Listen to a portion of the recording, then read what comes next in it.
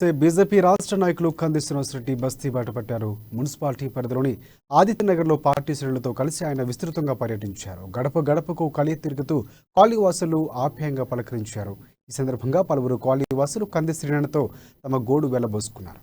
Colony ఏర్పడి దశాబ్దాలు గడుస్తూ ఉన్న కనీస మౌలిక సదుపాయాలు కల్పించడంలో పాలకులు విఫలమయ్యారని ఆరోపించారు. దీంతో నిత్య నరకం అనుభవిస్తున్నామంటూ ఆవేదన వ్యక్తం చేశారు. ప్రధానంగా అంతర్గత సీసీ రోడ్లు, డ్రైనేజీ, తాగునీరు, వీధి దీపాలు వంటి అనేక సమస్యలు తమకు వెంటాడుతున్నాయని వాపోయారు. వర్షాకాలం వచ్చిందంటే నడవడానికి సైతం వీలు లేకుండా రోడ్లపై మురుగునీరు పారుతోందని, ఇక పిల్లా జలను పట్టుకుని అష్ట కష్టాలు పడుతున్నామంటూ ఆవేదన వ్యక్తం చేశారు. దోమలతో సహవాసం చేస్తూ కంటి మీద కునుకు లేకుండా గడుపుతున్నామని తెలిపారు.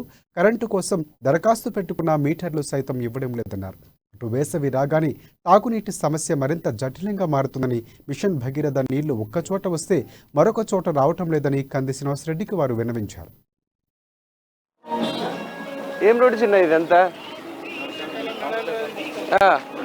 ఎంత ఏరియా అంతా అంతే ఉన్నదా? ఇక ఆయన సానుకూలంగా స్పందించి వారి వేదనను అర్థం చేసుకున్నారు. గంటన్నర సేపు కాలనీలో పర్యటించారని, కాలనీలో ఒక్క సీసీ రోడ్డు కూడా దర్శనమివ్వలేదని అన్నారు. ఎవరిని పలకరించినా కష్టాలు కన్నీళ్లే కనిపిస్తున్నాయన్నారు. ఇదేనా జోగురామన్న, నువ్వు 4,000 కోట్ల రూపాయలతో చేసిన అభివృద్ధి అంటూ ప్రశ్నించారాయన. కనీసం కాలనీ కోసం 40 రూపాయలు కూడా ఖర్చు చేయలేదని ఎద్దేవా చేశారు. ఇక ఈ కాలనీ వాసుల సమస్యలు మీకు పట్టవా అంటూ నిలదీశారు. ప్రజల కార్లు, బంగ్లాలు అడగడం లేదని, కనీస వసతులు కల్పించాలని కోరుతున్నారని అన్నారు. అది కూడా చేయలేకపోతే ఎమ్మెల్యేగా పదవిలో ఉండి ఏం లాభం అంటూ దుయ్యబట్టారాయన. కాలనీలో ఒకసారి పర్యటిస్తే వారి గోస ఏంటో అర్థమవుతుందని తెలుస్తుందని అన్నారు.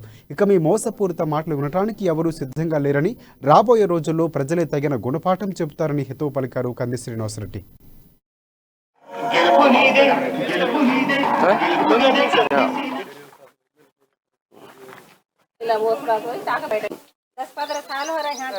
आप 10-15 साल किराए पे रहते, अपना घर है. రోడ్డు కనిపించలే, ఒక చిన్న నాలా కనిపించలే.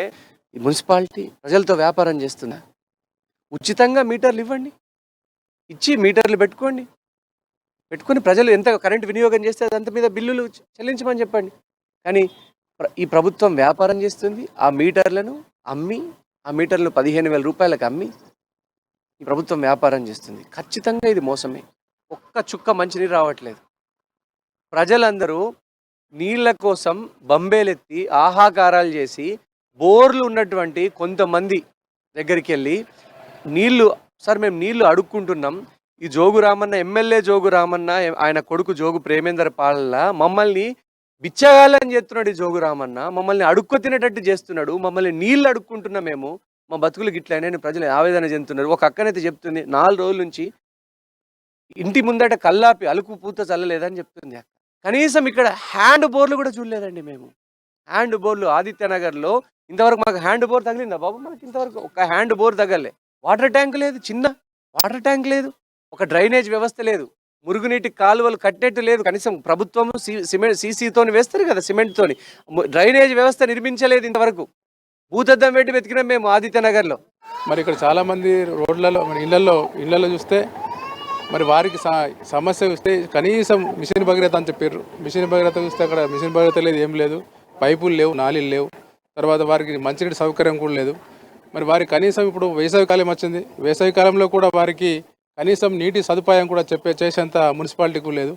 మరి ఇక్కడ ఒక పాఠశాల భవనం కూడా లేకుండా మరి కిరాయిల్లో మగ్గుతున్నటువంటి ఆ పాఠశాల భవనం 90 మంది పిల్లలు ఉన్నారట. నేను ఇప్పుడే చూడడం జరిగింది. మరి వారికి మరి అక్కడ